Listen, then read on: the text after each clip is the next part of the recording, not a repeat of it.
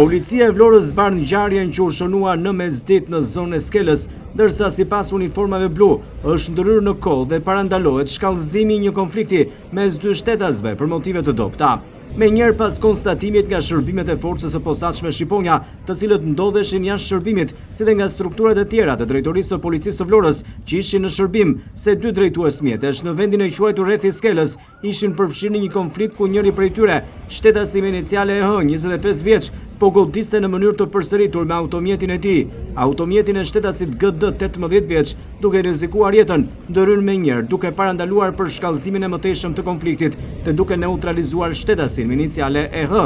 Policia thot se në vijim të veprimeve procedurale, specialistët për hetimin e krimeve në Komisariatin e Policisë Vlorë arrestuan në flagrant shtetasin me iniciale EH për veprën penale shkatrimi pronës me mjete të tjera, parashikuar nga neni 154 i Kodit Penal dhe prishje e rendit të qetësisë publike, parashikuar nga neni 274 i Kodit Penal. Materialet u referuan prokurorisë pranë gjykatës së shkallës së parë të jurisdiksionit të përgjithshëm Vlorë për veprime të mëtejshme.